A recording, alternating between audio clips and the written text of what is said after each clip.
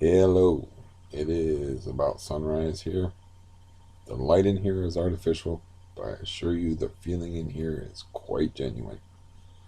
And the reason why I was able to deliver that so smoothly is I screwed it up because I got the 1 minute rule, where if I say something, if I stumble or say something extremely stupid in the first minute, I allow myself to do a reboot or a retake. But after that, it doesn't matter. I have to live with my own stupidity.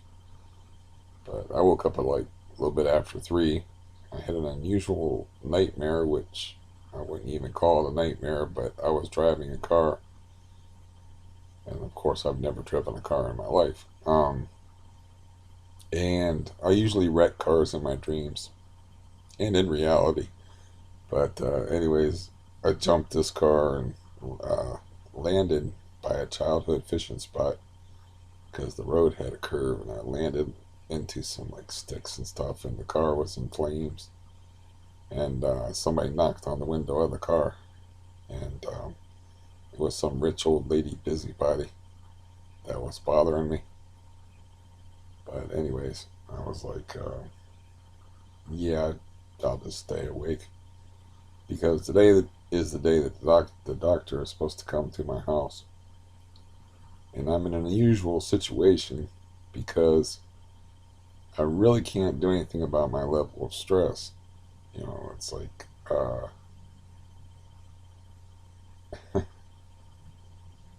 since the corona thing hit, I don't know how many times I've actually gone anywhere.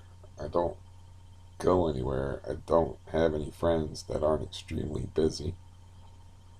And I'm going to have to, at some point, I'm going to have to impose upon my one friend who is sane to be like, look, man, I'm going to need you to drag me out of the house like every so often. Just take me somewhere. He can drag me on one of them fishing trips if I can get enough painkiller to make it tolerable. I don't even have to fish. I can just sit there by the water, out in the country somewhere. But yeah, so my usual dose of Valium is 2.5. I took 10 milligrams of Valium to make sure I would at least get some sleep last night. This is not a viable option for me to behave like that, you know. But it allowed me to get some sleep, and I don't do well with the medical community. I was gathering together my pill bottles and my insurance card. I have a deathly fear of filling out forms. I hate filling out forms. But I don't know what this guy is going to do for me. But like I said in the last video I made a couple of days ago, is like I got like they gave me no information, and as far as I know, they have no information about me because I just got a referral. I guess they could have got some information off of my insurance company, but my insurance company sent a referral to them. And then they called me on Friday, and I have an appointment set up Monday. I'm sorry about my voice. Excuse me. But, I don't know. You always sound bad when you're like, look, I need some pain pills.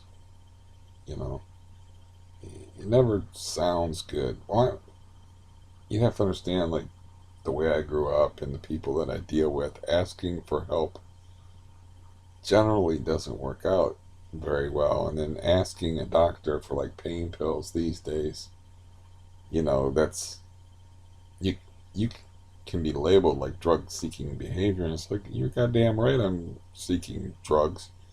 It's like look at my knee. You know, if I took a tape measure to my knee, it's like one knee is probably 3 inches bigger in circumference than the other knee. So my plan is to wear shorts when this Dr. Chen guy shows up, and then, hopefully get some Neurontin. Neurontin is a classified substance now, the same as opiates, the same as benzos, the same as heroin, the same as meth, the same as everything else. So that makes it harder to get, even though it's not an addictive substance.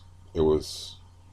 put on the schedule because it amplifies the effect of drugs that are already on the schedule. So that's why I make my joke that it just hangs around with a bad crowd. Because I guess people found out that if they took Neurontin in combination with opiates or benzos, it amplifies the effects of both. So I don't need to be, it would be nice to be at full brain power capacity for this little stress relief video and for my appointment, but I'm not. I'm not even going there. It's like if I have to say stay stoned, I don't like feeling. I don't know how you feel about anxiety, but I felt anxiety ever since I can remember growing up like I did. So I hate it. I hate feeling anxious. I hate feeling nervous. I hate it, especially when it's unnecessary. It's one thing to feel nervous if you're facing down a rabid Rottweiler or a guy in a laundromat is threatening to kill you. Or you're dealing with your father and he gets that insane look in his eyes. All experiences that I've had. It's like, okay, your anxiety is cool there. That's that thing that I do that's supposed to be indicative of a bad heart. That's like the random hiccup breath thing. But, that's another thing that's okay for me to feel anxious about. It's like, it's okay to feel anxious about having a bad heart, and because there's precedent for it. Large Rottweilers have maimed people and killed them. My dad has maimed people and killed them. He's no longer with us, but when he was alive, I assure you he has. There's precedent for what I would call reasonable anxiety, and then there's just generalized anxiety where you're just nervous for no reason. I hate that. I hate the way it feels. I hate the fact that there's no logic behind it. I don't think I'm going to be able to talk on here because my voice is too husky. And yeah, I did not sleep well, but I was able to grab some sleep. I'll try water.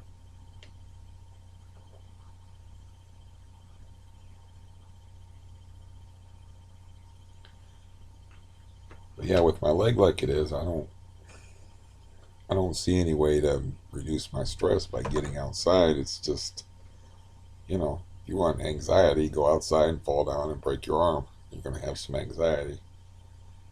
And since I walk so terribly, you know, the only option I can see for me to get out of this place is to humble myself and ask my friend to drag me out of here, but he has a very busy schedule, or to somehow figure out how to set up my one slow ass 4 or 5 mile an hour scooter that's got four wheels on the porch.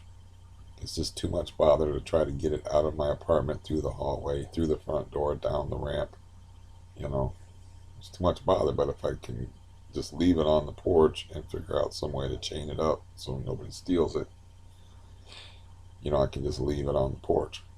And I have a tarp to put over it that's actually made for the other scooter, but will work just fine. I can put a tarp over it and everything. Just sometimes, it rains hard enough that it would get it wet. I could even like charge it from inside and just open up the window and, you know, plug in the charger to it. And it holds a charge like forever anyway, so there's not too many options for me to try to reduce the effects of cabin fever, but I haven't kept track. But since COVID hit, I have probably been out of here like 4 times in a year. That's not really a doable. Yeah, that's a Jack Torrance Shining situation. That's not really a doable thing. I was talking to my cousin in Florida, and I told him like I hadn't been out of the house since about 5 months, and he's like, I go batshit crazy for that. He's like, I'm outside every day, uh, and not for work either. He's like, I just like to sit outside. He's in Florida, and you know, I talk a lot that try to help me reduce stress. It's like And I called my friend after I found out I had this appointment coming where I have to, let medical people in here in my house, which I'm not sure which is more stressful, to have medical people in your house or to go and see them. I don't know. I have no idea what, you know, today's going to be like, but I figured to just stay stoned through it, take my chances. I mean, I probably already kindled anyway. But I think really they should use Neurontin to take people off of benzodiazepines because, benzodiazepines have those horrible withdrawal symptoms from dependency. And like when I was taking Neurontin, I'm taking less benzos, but when I stopped and ran out of Neurontin, no big deal. There's my alarm. I'm supposed to be waking up.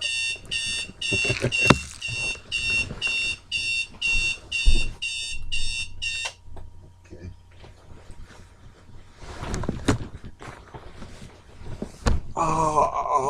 Now I have to start my day.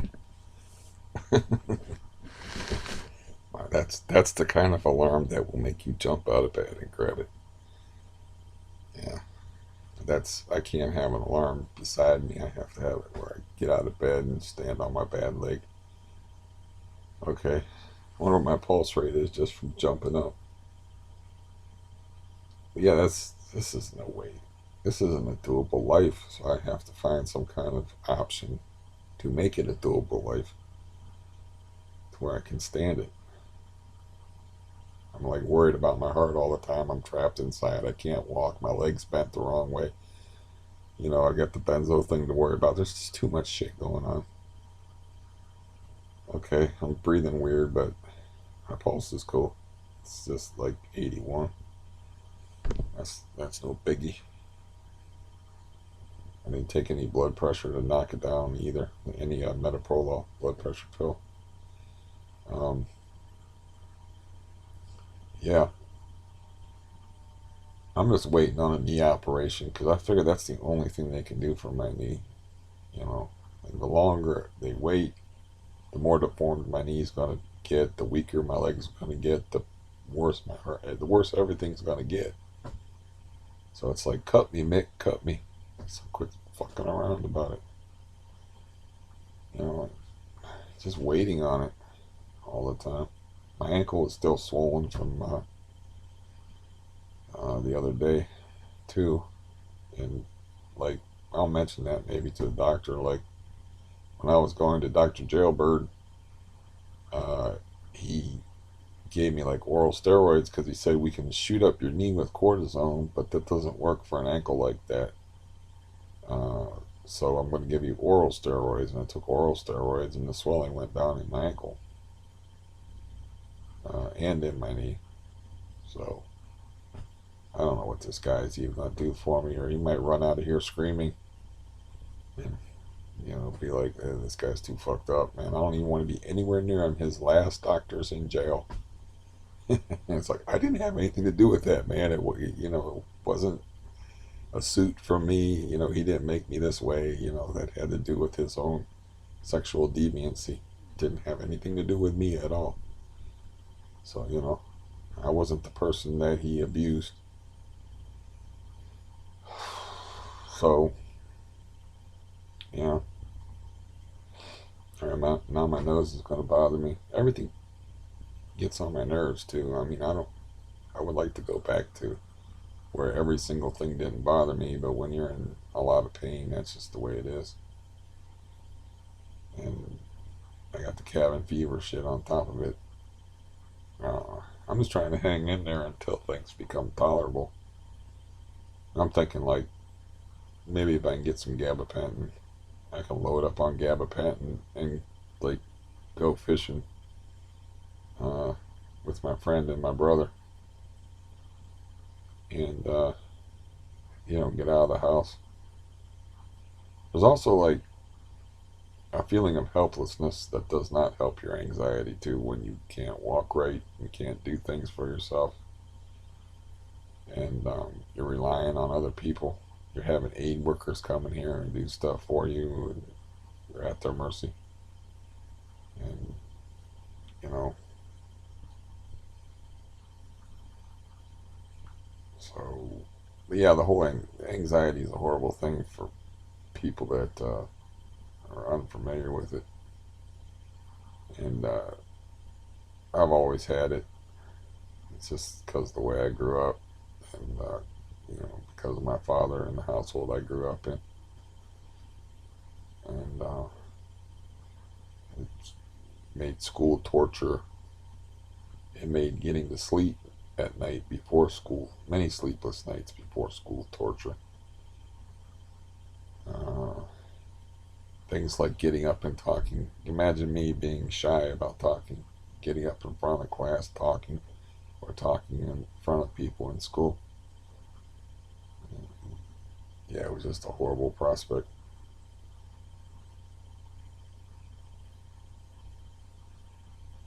But many, many things have happened to me since I was a kid in grade school. So, yeah, I've had many experiences that allowed me to adopt a more not give a fuck attitude about what people thought. I don't know how much of this coffee I should drink either. Uh, I don't know. You think I was awaiting major surgery, which I have done before. Uh, yeah, imagine like knowing that you're going to get like halo traction, your rib cut out of your body, a metal rod put in your back, and go through like major, major life altering surgery. Imagine knowing that 6 months in advance, and then when you go to the appointment or you go into the hospital and you're ready to get operated on, they tell you they run preliminary blood screens on you and they tell you you have mononucleosis and therefore they cannot operate on you. So you have to wait more. You've already gone through 6 months, just like a man on death row, just counting down the days, marking them off on the prison wall. That, yeah, this horrendous life altering thing is going to happen to me. They're going to be cutting pieces out of me. And yeah, and you knew how bad it was going to be. And then you go in there and you're psychologically ready for it. And you went through all the stress of waiting for that surgery. And then they tell you, we're not going to do it now. You have to wait another 4 months. Because you know, orthopedic surgeons of the caliber of the kind I was dealing with, they have a long waiting list of people to operate on. And they have to prepare a whole staff for that type of thing. You sort of become like the focus of a whole wing of a hospital when you have that radical of a surgery. Um, yeah, I don't know, man. I just hate the whole thing. You know, I realize it's like, yeah, anybody would be feeling like this. It's not a good situation to be in. You have all these things wrong with you. You could be in the hospital at any time. You can't walk. You have CRPS. You know, all these things wrong with you. I still, there's really no reason for me to feel this level of anxiety. Even with the effects of 10 milligrams of Valium dissipating as we speak, I'm still anxious.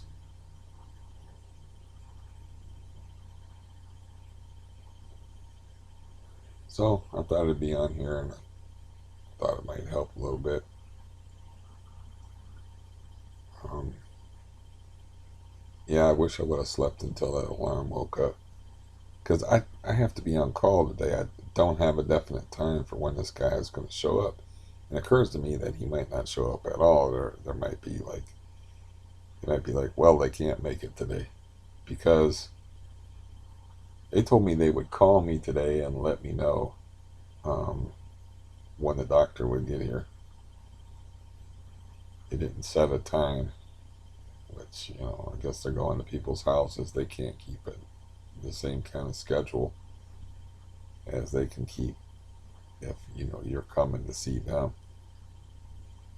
So, I would be happy just to come away from this appointment with like a good supply of gabapentin. I don't even know if that's in my records, and I threw out the bottle, so you know, I don't know how much of my medical records they have or where they could get them from. So I don't really even know how that works. I mean, as far as like when I was switching from orthopedist to orthopedist, they were leaving it up to me to get my records from the previous orthopedist. So I don't even know what this guy.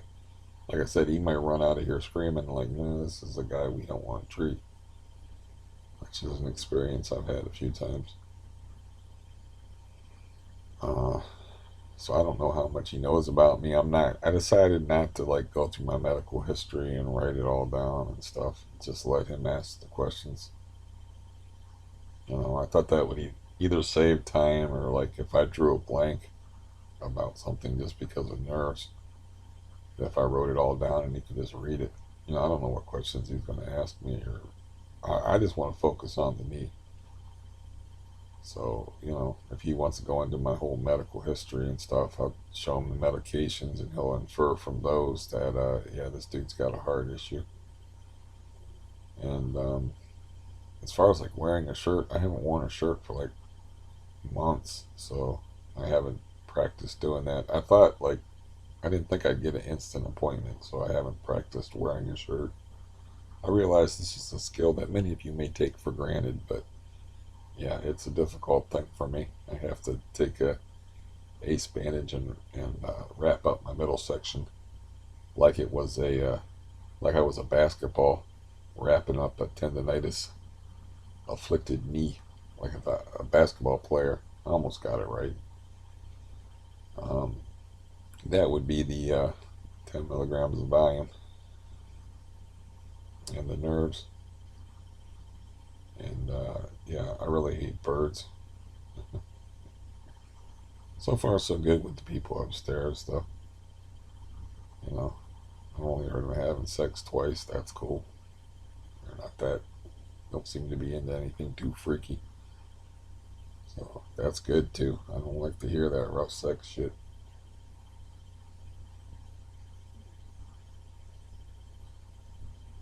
So it makes me wonder about the dude's schedule because, like, I woke up at 3 and they were going at it like 4 o'clock in the morning. It's like, hmm, made me wonder about, I haven't met the guy yet. I'm not walking around on my leg to, like, do basic things. I'm not going out of my way to meet people. It hurts too much. Um, yeah, I don't, yeah, this is a dire situation to be in. And I talked to somebody somebody called me on, well, a couple nights ago. Why be exact? It's not important. But I had an interesting conversation, but I can only share very little of it with you. But they're like, they're very argumentative. They're always wanting to argue because they just like it, you know? And it's like, I don't like arguing with people because it's one of the things I'm best at. And it's just, yeah, I just don't like it. I like to like do written debate. I don't like arguing with people like face to face because it's like picking on children to me. I just don't like it, so I don't do it. So they're always trying to start arguments. And the thing of it is like when you out argue people, they get angry, and then what is accomplished exactly? One person be irritated and scared of the other person who is angry and upset. It's like nothing is accomplished by it. You're not going to change their mind. People like their opinions, and they have confirmation bias, and they want to hold on to their opinions. They don't want you to fuck with them. But for some reason, they want to trot them out into a public like forum and put them up for display. And then I'm sure you've had this happen to you many times where somebody says something that's absolutely crazy, and you just say, roll with it. You don't agree with them. You're like, okay, yeah, or like that's one way to look at it. You say something like non-committal, like I never thought of it that way before, because it's a stupid way to think. Yeah, that's a good one, man. I never thought of it that way before. You know, it sounds vaguely complimentary, but what it really means is I don't want to argue with you about it because what you say makes absolutely no sense. Uh, but this person was wanting to argue with me about the dumbest things, man. That would be my stomach complaining about me not eating. That's another thing is like nerves play havoc with my appetite, which is already touchy anyway. And if you're not physically active, you know, exercise means burning calories. It means you need it's an appetite stimulant. Though I know a lot of people like to eat for recreational purposes. I don't enjoy it. I don't enjoy cooking. I don't enjoy eating particularly. I just prefer eating to starving. But if I could get away with not eating, I wouldn't eat. But can't get away with that. Even if you're fat like me, you can't get away with that. You have to eat.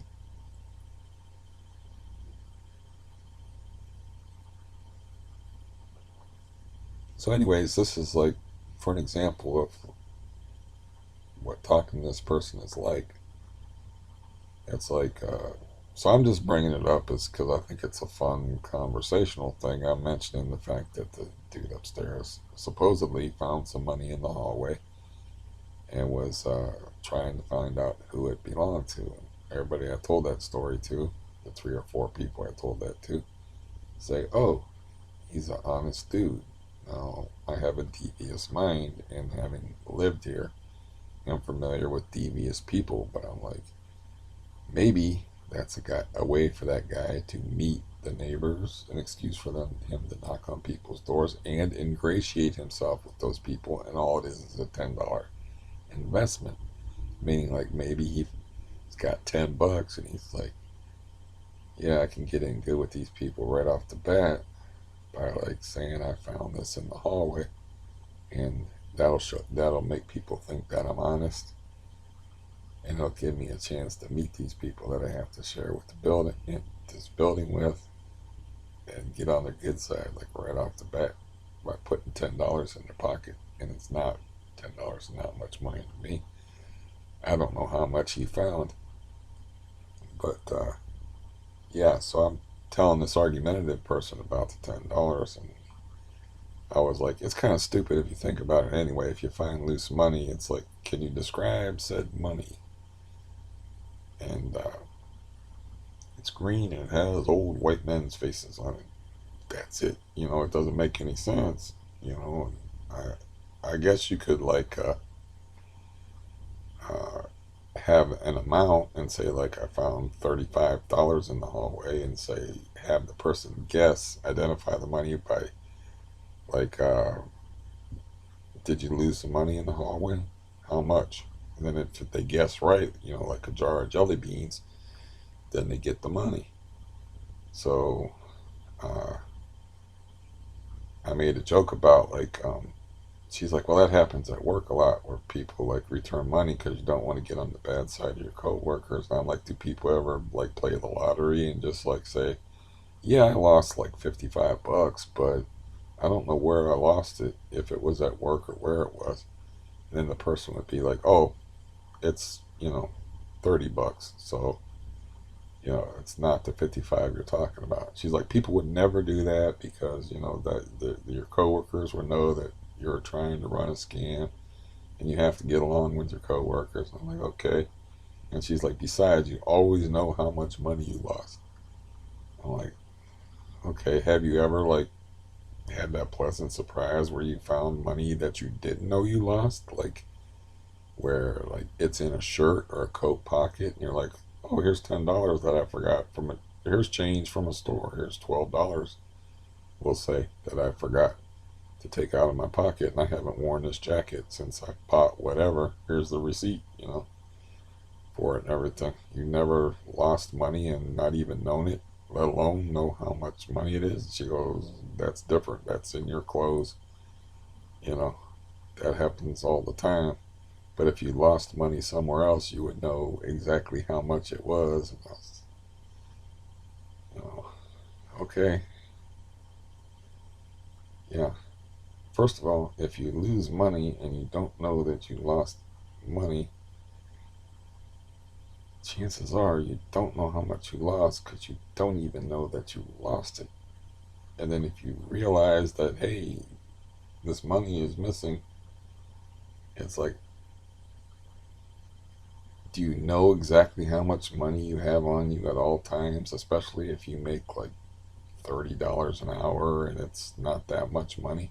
It's like, it's just a dumb argument. And it's like, I really don't want to be talking to you about this. This is just silly. And then she was arguing with me about something else. It's like, why? I don't understand this, you know?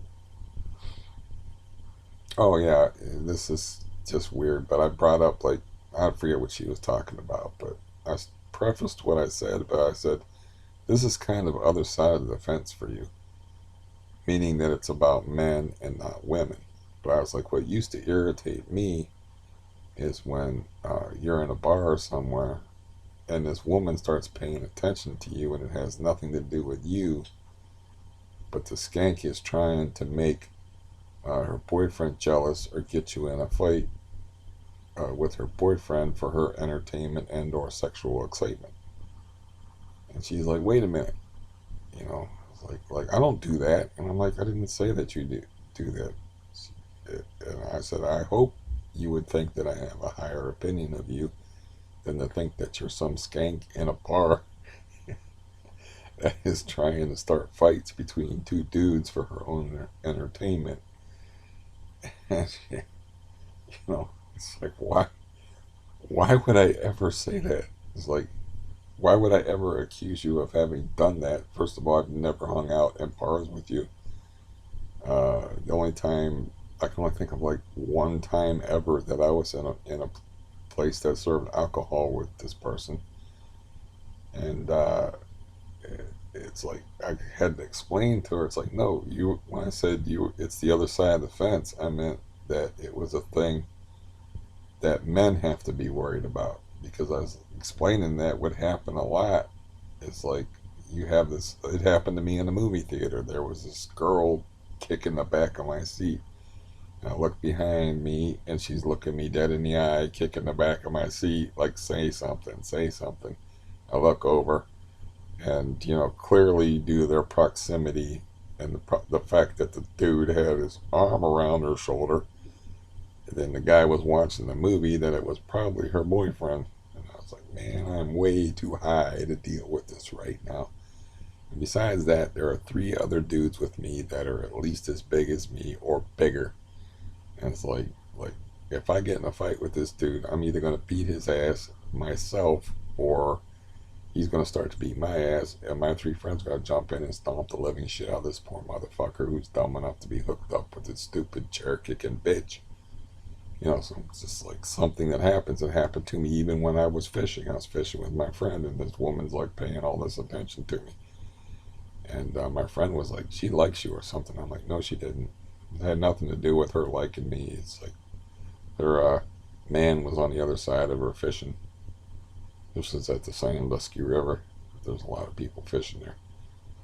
And she was just paying me all that attention to make her boyfriend jealous. To make her, sometimes it's just to make them jealous. So they're like, they get some extra attention thrown their way or whatever. But, an argument almost gets started over that. And it's like, no, I am not calling you a skank. Why would I do that? It doesn't make any sense. But it's like, so we talked about like trivial shit for like an hour and 20 minutes. I was supposed to be taking a shower. I was just going to get ready to take a shower, but they haven't called me in like forever. And they say I'm hard to get a hold of. I'm always here in this stupid bed with the stupid phone right beside me, and then they say I sleep weird hours, which has only been true lately. I was like, yeah, I keep it regular hours. So, it's like I don't know how to deal with that person. That's a person. She was like, yeah, you could come over and sit for a while. And I'm like, I'm not sure how that would reduce my stress, but I told her, like, no, I don't really want to do that, but don't take it personal. I don't go anywhere. I don't even go fishing with my friends and stuff. So it's like I don't go anywhere. My leg hurts too bad. It's hard for me to walk. But yeah, got to make some changes somewhere because I'm just going to go crazy living like this. Nobody can stand this. Um, uh, the stress and the torture and the boredom and all of it. The benzo irritability. And now I'm like upping my dose like crazy just out of necessity, which I don't like at all. I don't know how that's going to affect me, but I'm going to do it at least at least for today. And yeah, put in all that work. Like somebody deleted their comment, but they're like, "Oh, you're still withdrawing from benzos," and it's like I quit withdrawing. I officially quit. I said I quit on here. That I'm like I'm done. It's like I'm not trying it anymore. There's too much bad shit going on, and like I don't know if it was post meth days. I think it was post meth, post squatters, and when Stampy moved in, it's like I got rid of the meth situation. I got personally involved in it. I was having death threats. I was having to deal with police wielding machetes. Then I had the squatter situation, more death threats, more antagonism, more police. And then the squatters finally got evicted, and then Stampy was living over top of me. And I was like, I'm done. I give up. Fuck it. And then I officially quit trying to taper. And then I got put on Valium and I retried the taper. And then, like, I had more issues with my leg, and it's like, man, fuck it. I'm not doing this anymore. And then, like, I stopped paying attention to how much I was taking and was just taking it when I needed it. And I realized, like, I have all these pills left over. And this dude wrote me this message and then deleted it for some reason. He said, you probably got, like, what, 180 pills in stockpile or something like that. It's three times that. Um, but, if you start taking uh, pills two at a time like I did last night, not only are you ruining whatever progress you made before, but that stash is going to get light. You know, I might have enough to last for 2 years right now, but 2 years can become a year. It can become a year and a half, you know, and a year can get behind you pretty quick once you get 50 years old.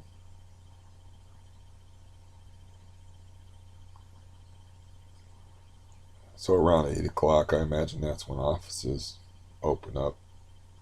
It's like I'll start making preparations at 7:27.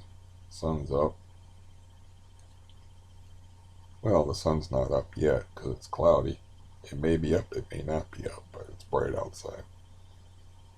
Uh, at least I made the right decision, I think, about the people upstairs. I just have to listen to certain sounds periodically, and there seems to be large periods of time when they're not there.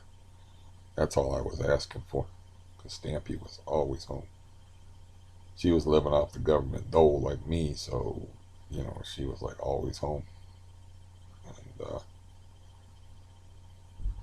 always stamping every day.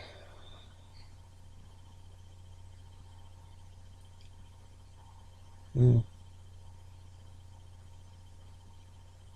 Yeah, I'm not. As far as my other appointment that I have on the 28th, it's like we'll see how this goes. If I can get my needs met, I'm not even understanding what the woman said. What little she said to me on the phone, I really didn't understand. Because, like I said, she said you're going to see a doctor, and then you're going to see like underlings to a doctor or lesser than doctors. I mean, I don't even know. Maybe they'll tell me today. I don't know what this is going to be. So I might end up just having to go to the life care place, which is a really cut rate uh, doctor's office, like almost like a community outreach medical thing for very poor people. But it doesn't matter. Just have to have a doctor in order to get certain benefits. That it's just the way it is. Um, I I don't know if I mentioned that, but supposedly they had dental, they had primary um, care physicians, dental doctors, and eye doctors. Well, they said the closest I could make an eye appointment was in August, and that they because they only have like an eye doctor in a specific office, and he only takes like he's only open like 2 days a week. August, it's like no, I'll just go to this other place, which is the last place I went to, which is called the something fancy like the Optical Boutique. But anyways, if they still take my insurance, which I haven't had an eye exam for like 3 years, that's why I can't get contacts or new glasses because you can do all that shit online now. You can actually use your smartphone if you have help, and they can like look at your eye, give you an eye test like over the phone. It's pretty amazing. But I don't know how to do that.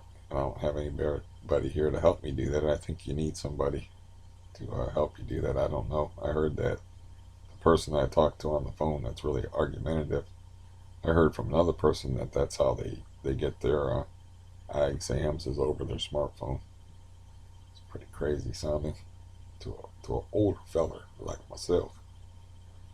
But anyways, I didn't even ask about their dental services because I was kind of excited about getting glasses that don't hurt my nose and contacts, so I'm not wearing stuff on my face all the time that's hurting my face. Plus, I never liked glasses ever since I was a kid. So I'm basically just rambling incessantly about banal topics on here in order to kill time. So I hope you don't mind. The 2 or 3 people that are listening to this, I hope you don't mind. Uh, yeah.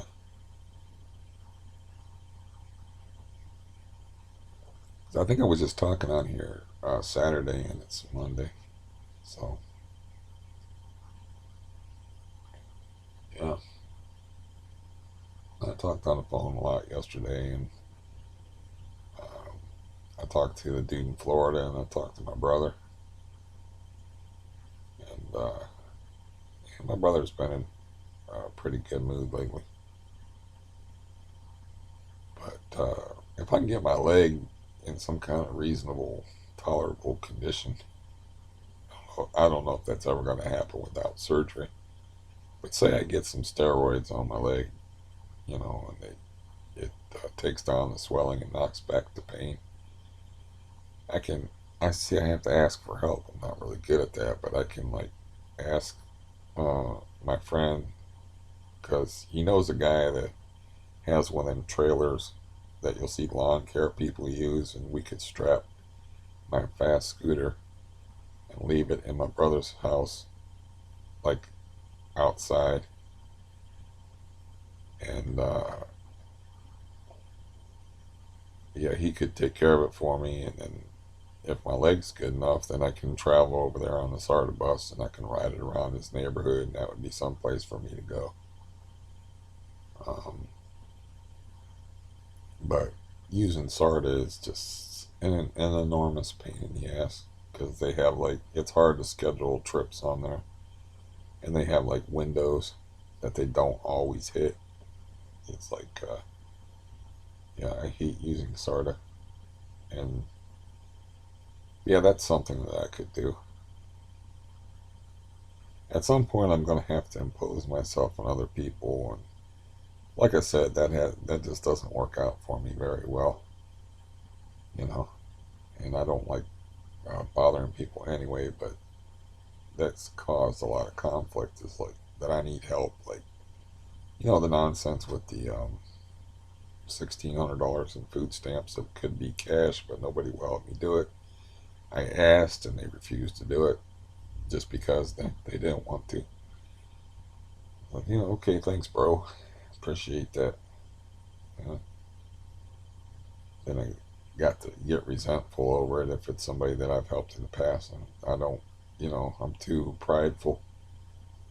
I like to think I have too much class, but I'm going to say it now. It's like I don't say to them, like, do you remember? I don't guilt people into doing stuff that they're supposed to do. I just leave it up to them. And, you know, you should do this to help me, but if you don't want to help me, you don't want to help me. That's what I said to him. I was like, hey, if you don't want to help me, you don't want to help me. That's fine. But I could bring up the fact that, like, when he had no money, I just went over there with an envelope with $400 and just gave it to him. And, like, you don't have to pay me back, dude. You're in a bad way, and this isn't going to help you if you have to pay me back. I gave him $400, and he won't do something as simple as he'd rather spend his money on food than spend my money on food and through the food card and convert that into cash and let me have the money, even though it's the same difference to him. So, that kind of shit drives me crazy. And when you ask and you put yourself out there, and yeah, don't like to ask nobody for nothing because of stuff like that, you know, because of experiences that I've had like that. So, and, um, that's a pretty big favor to ask. As far as, like, I have to ask my friend to borrow this little trailer thing so he can strap the scooter on me. He has to transport my scooter over to my brother's house and all that. He could work it into a schedule somewhere. But at some point, I'm going to have to do stuff like that. I'm going to have to, I had a hard time when I was getting a shower on Saturday. Like, reaching my feet was pretty much an impossibility with any kind of efficiency as far as scrubbing my feet. So I scrub them from a distance, which doesn't work all that good with a scrub brush. So I'm going to have to start having these aid workers, like, deal with taking care of me from the knees down. And yeah, so I'm going to have to start asking for help whether I like it or not, regardless of the track record involved in that. And you never know how to play it, like I said, as far as doctors, like when you need medications that are scheduled substances. It's like, no, I'd rather have a good knee, but look at it, it's a fucking balloon. Look at my ankle compared to my other ankle. That shit hurts. So it's not weird that I'm asking you for pain pills and I'm not going to take them recreationally. I can't prove it, but I had a prescription uh, given to me in December, right before my psychiatric nurse quit, where he prescribed 2 refills of the lightest dose of gabapentin, 2 months supply. I stretched it 5 months. So, no, I will not be abusing uh, gabapentin. I'll be using it properly. I don't want to be taking this much Valium right now, but I just don't want to be anxious and I don't want to stay up all night worrying.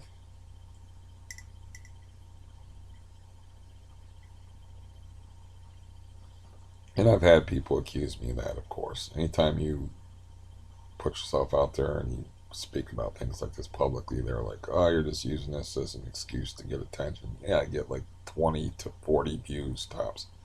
I'm not getting all that much attention.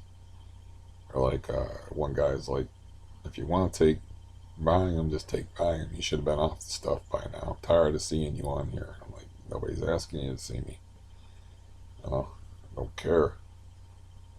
I mean, I'm not on here. I never say, like, the things that other people say on here about, like, help the channel grow, or like, not trying to get sponsors. I'm not trying to do anything but survive. So why get, it's just just the way it is, and it's the way people are. If you put yourself out there, there's going to be people that take shots at you.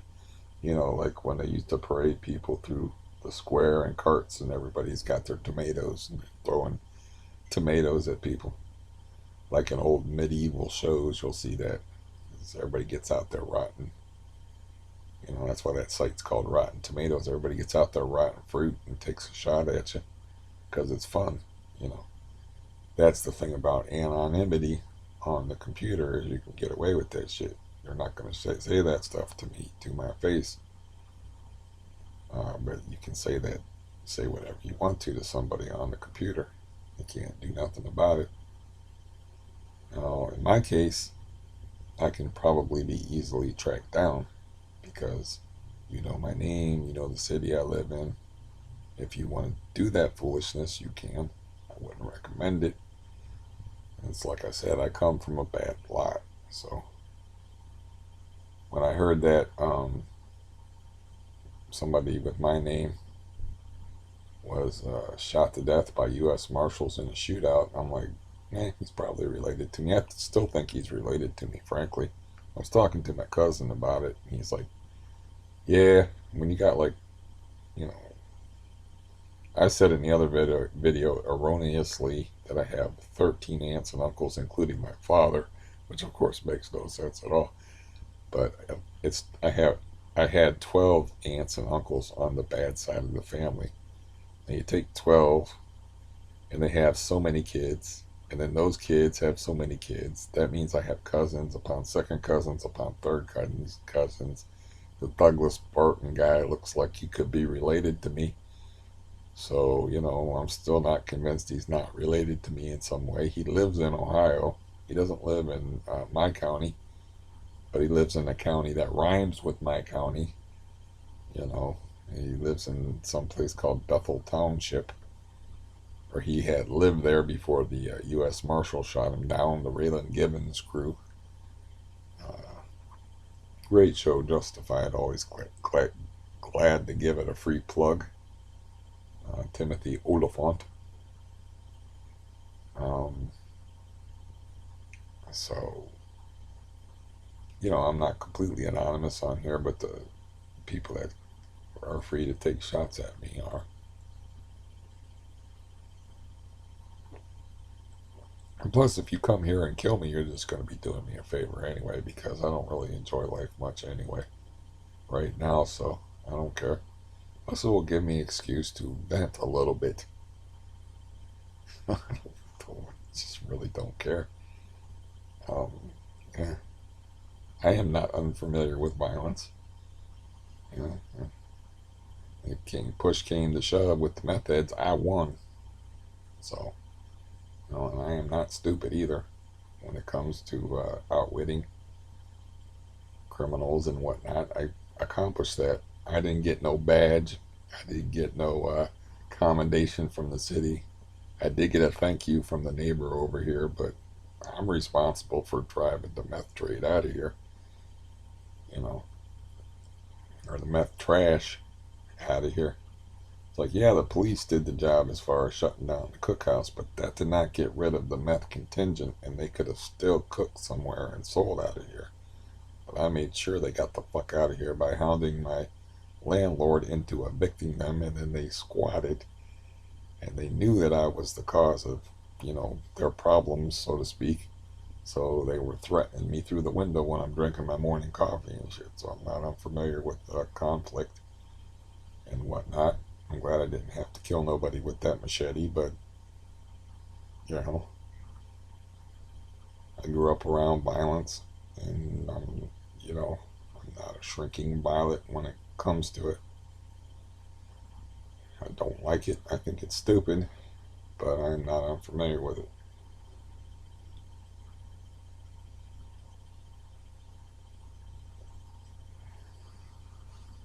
But no, I don't know why people act like that. You know, just take random shots. I guess it's a way to blow off steam. They take random shots at people. And it's like, I understand in my case that I'm kind of a unique case as far as like having a rare autonomic disease and heart issues and the family history I had. Like, I had a brother that committed suicide when I was 9 years old that I actually watched carry the gun out. And I had a lot, you know, had screws driven in my head while I was awake. I've had a lot of unique experiences. So I can understand like people not relating to that or not understanding how that would factor in as extra roadblocks or extra difficulties to getting off of benzos. Like, I don't know, not being able to walk right is really not good for you. That's one thing I found out when my leg worked better and I could work out with weights and stuff. When I was still taking Xanax and hadn't switched to Valium yet, is like exercise is so extremely helpful if you can manage it. But can't manage it no more. Um, the risk of me falling is just too great if I'm handling weights. And I can lift weights like from a sitting position, but then I have to worry about my heart. I get my heart rate up, and then unfortunately and fortunately for me, I can feel what's going on in there, but it also means like extra anxiety because I could be like, oh shit, my heart just missed the beat where other people wouldn't even notice it.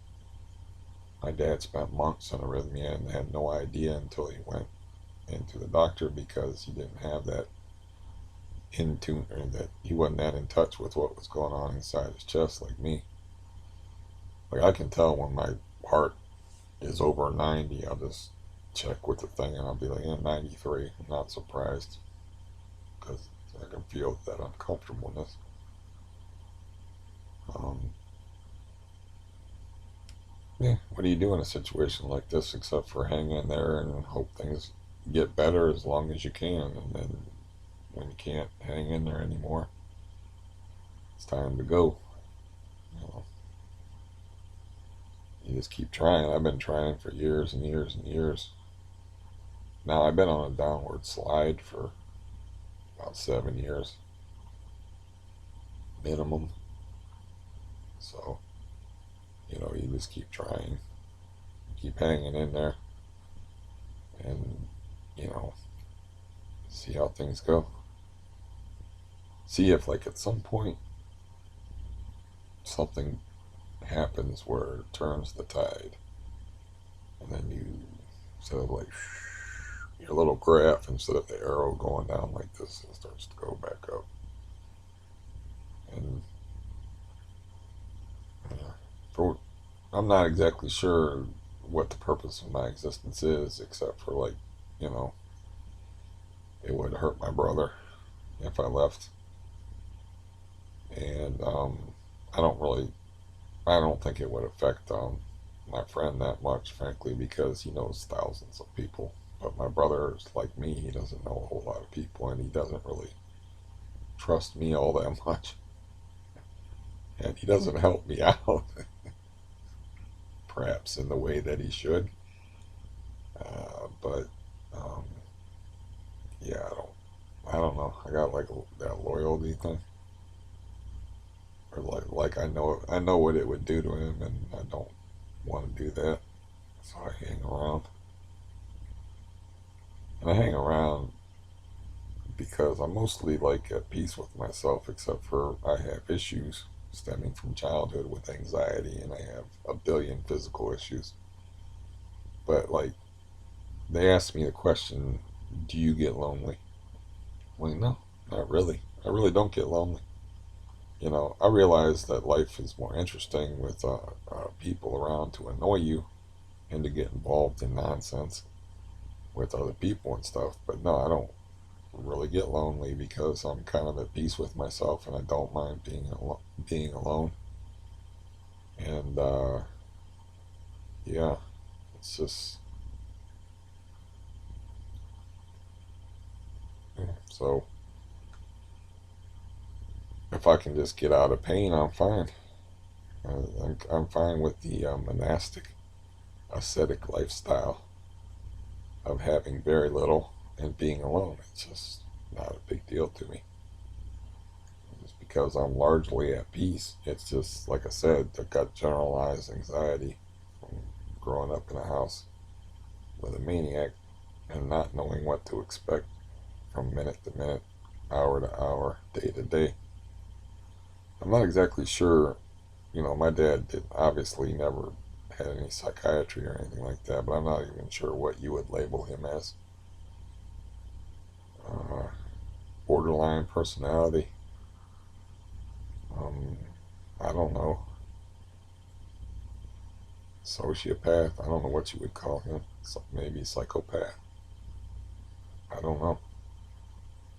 I just know that you never knew what to expect from the man. He could be cheerful as fuck, and then he would get in really sullen, like brooding moods. He was like a volcano waiting. You're just like, it's like I had an expression when I was younger. I don't know what's worse, my dad in a good mood or my dad in a bad mood.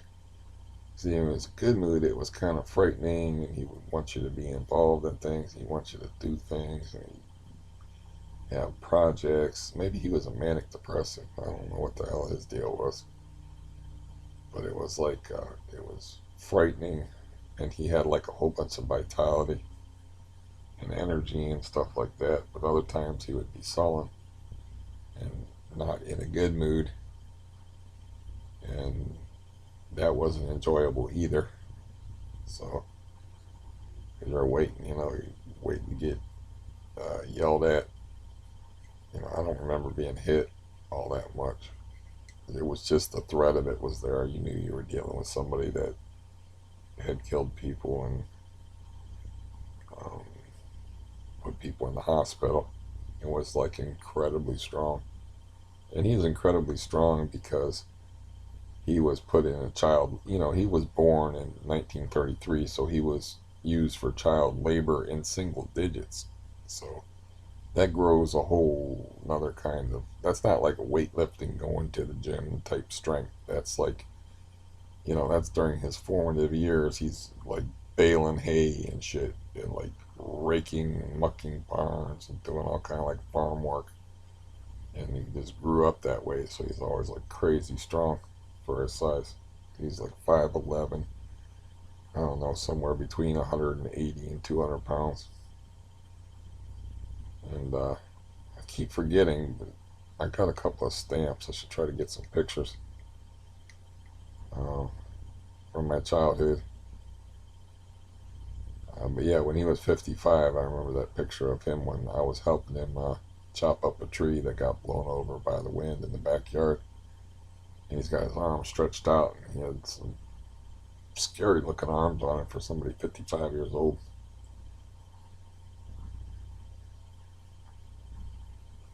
And he could like, he had such like a strong grip that he would fuck around with you, and he'd like squeeze your hand, like shake hands, show me your grip.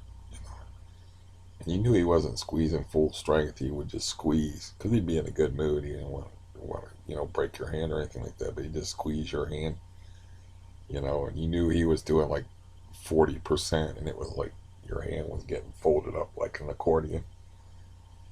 And it was like, because I've seen him do some stuff that was just nuts. Just didn't make any sense from a physics point of view.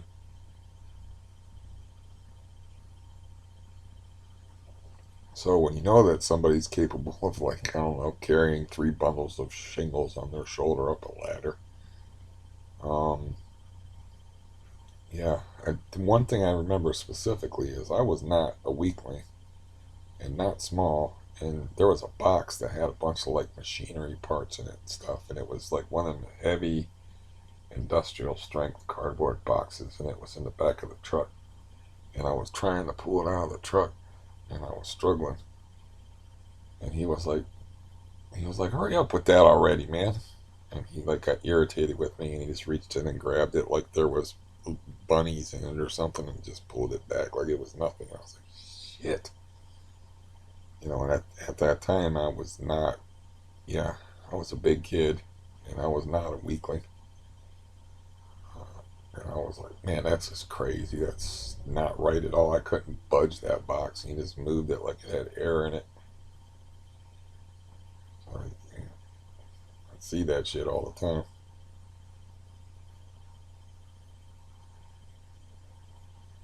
So that's why I have generalized anxiety.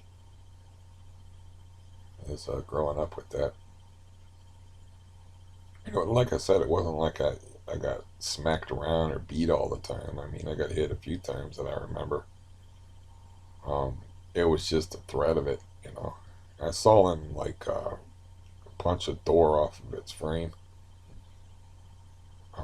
Instead of punching and killing my foster brother, he was upset with my foster brother. He hit a cupboard door and didn't even use a full punch and like knocked it, pulled the screws out of the wood, so the hinges, so the door was like flapping. This big cupboard door was just like flapping, and I was like, I think I just saved my foster brother's life because I heard like yelling and I had come down from upstairs and he he was cocked back and he heard me coming down and saw me and then changed his mind, I think, about uh, knocking out my foster brother and hit that door instead with like a half-ass punch and pulled the screws out of the wood. Yeah, he understood that like if he wanted to, he could yeah, he could not only rearrange your face, he could put your face in another county. When I was talking to uh, my cousin, and his father was a bad guy. Okay, he's just a bad guy. But his father had the same policy toward my Uncle Bobby and my Uncle Pat that my father had. And it's like, he was, my cousin was not allowed to be around them because they were fucking straight up criminals. One of them was a serial killer, the other one was a leg breaker for the mob, or the local version of the mob here. You know, he's like, uh, he worked for a bookie, I think. So, anyways, so I didn't know that my uncle, who, like I said, a very bad guy, um, didn't allow them around him either. But they would come over to his house, and they wouldn't come over to my house. They would come over to his house, and he was describing like a fight between one of my cousins, who was named Benji, and my uncle Bobby, who was the serial killer, and they're both like huge guys, like huge, and they beat the hell out of each other, and then next thing they were like acting like bikers. They were like all cool with each other. It's like, you know, shit, man, wiping the blood off their faces and stuff. And they were like cool with each other. But that happened like at his house.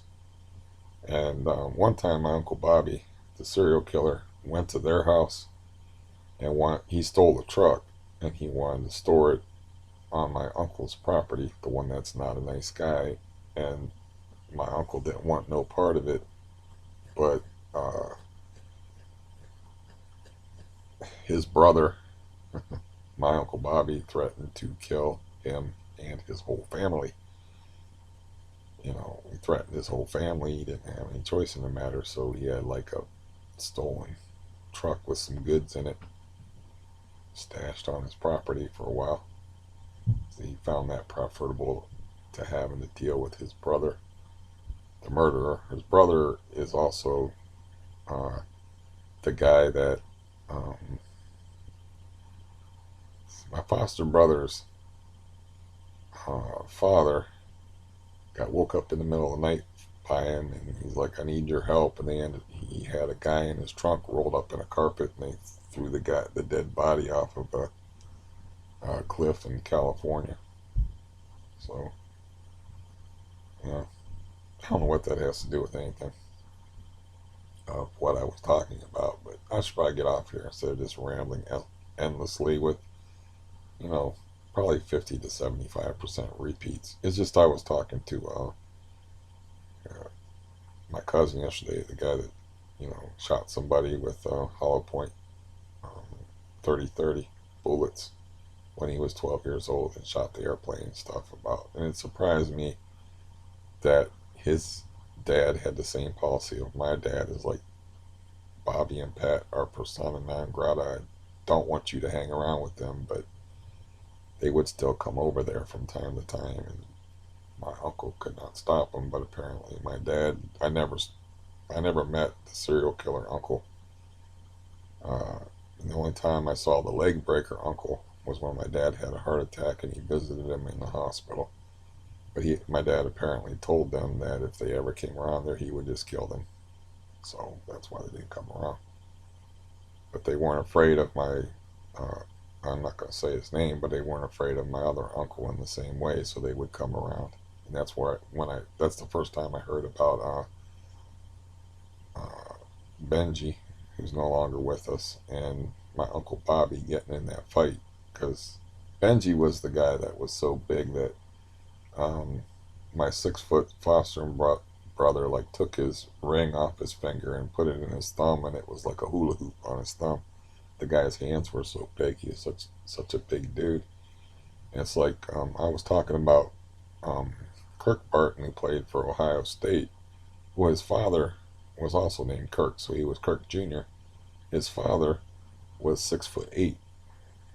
I don't know how tall the guy who played for Ohio State was. That's 36 years old, but his father was 6'8". So my other uncle was 6'3". I think Uncle Bobby was 6'5". I'm supposed to be 6'4", but they took parts out of me, and I'm only 6'1". So, you know, from somebody from my generation, that's big. From somebody from their generation, that's huge. Like I would be a big dude from somebody, that was born in 1967. You're talking about people that are born in the 30s being 6'8". That's like George Mikan territory. They called him a giant. Played for the Minneapolis Lakers, and he was 6'9". So yeah, um, so these are all like huge people, and huge dangerous people. So my dad was like the runt of the litter, but at 5'11", but he didn't play because he couldn't afford to, because like all his brothers were 6'3", 6'5", 6'8". They're all like great big dudes. So he just bottom lined everything for you, like, I will fucking kill you, and they knew that he meant it. And he grew up like having to fend them off, and that's how he got to be really good with a knife. And they knew that if you mess with Pete, he will just fucking cut you. It won't be a boxing match. He will just fucking cut you, and he might do it more than once.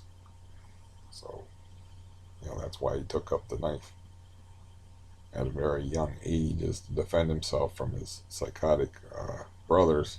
And his dad was such a lunatic that he would just have his kids fight for his own amusement. They wouldn't be angry at each other or nothing like that. He would just like, today you fight you, and just make them fight each other.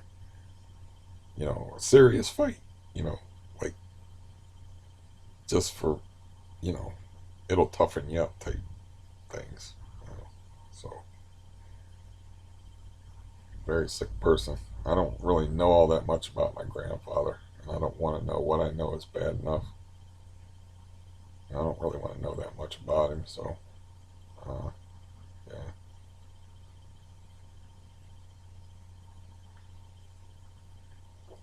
So people are not going to be able to relate to me all that much because I come from such weird circumstances and such violent, evil people, and then like had such an unusual life with having a spinal tumor growing in me from my preteen years, and then having a spinal tumor removed, and having vertebrae and ribs removed, and being reconstructed, and then make things worse, have an autonomic disease, which means my experience of the world is, you know, of being a human being is like, I'm assuming wearing a shirt isn't like an Iron Maiden to you, so I don't expect people to relate to my situation or understand why it would be extra difficult for me to get off of benzodiazepines, or why it would take me so long. Even though I had my dosage reduced before I was threatened with police coming in here doing a search and seizure of my place, I had my dosage reduced very successfully to 5 milligrams a day of Valium, which is a very light dose, and then 2.5 doses. And now I'm taking 10 milligrams last night just because you know it's an overwhelmingly difficult situation to be in. But anyways, it give me something to do while I'm waiting. Uh, to go back and listen to me ramble endlessly, and feel that, yeah. I kind of like force myself. This is like looking into the mirror of my soul, to just force myself to look at, this is your situation, this is who you are, you know, yeah, deal with it. So it's like, it's a form of therapy. So that's why I definitely would not ever think of trying to make money or ever solicit any money. I've had people offer to give me money and refused them over the internet. It's like, I would never think of doing that, because this is utterly self-indulgent. And if you find it entertaining, well, that's good. That's just a bonus. And I don't, you know, I don't even know how many people watched the last video. I just know that I tend to average between 20 and 40 views, and I'm not really caring much about that. I'm just trying to survive. If I cared about the spotlight, or if I was that kind of person, I would have started doing these videos before I turned 50, when I was like much more handsome. I mean, I did a couple of videos, but not on a regular basis. You know, when I was less pathetic. Uh, I remember doing a couple of videos from like 2013. See, that's 8 years ago, so that would make me like 45, 46, something like that. And but only a couple. There's only like 3 or 4 of them out there from that year, um, on another account. So not really never really the attention-seeking kind, because when I was growing up, like I said, I didn't want good attention. I didn't want bad attention. I want left the fuck alone, because like my dad in a good mood was alarming and hard to deal with. When he was in a bad mood, he was alarming and hard to deal with. So I didn't want good attention. I didn't want bad attention. I wanted no attention. I wanted left alone. But I have to do this as part of my survival, and to help me get through the days. And yeah, I'm not always proud of um, what I say on here or how I act, uh, but it is what it is. And like I said, it's looking into a mirror of who I am, and it's dealing with who I am and what I have to deal with. And I had to be honest about, like, okay, I took like an excessive amount of Valium last night because I wanted to be knocked the fuck out. I did not want to have to think about dealing with a doctor. I haven't had a doctor since I haven't really seen a doctor since 2019. It's 2021, but I officially haven't had a doctor since May of 2020. So yeah, I haven't missed not having a doctor all that much, except for, like I said, getting some pain pills would be nice. But I'm just running over old ground now. It's time for me to go. I hope you have a tolerable day. And for that, Cindy, I hope you're doing better than you were. Sharon, one iPod Walkman, every man a king. See, I can remember some of your names. I'm not completely self-indulgent. I'm trying to think of who else comments on here, but those are the main ones. Give you a mention. And if you stuck through this, maybe one or two of you did. And I'll talk to y'all later. Bye.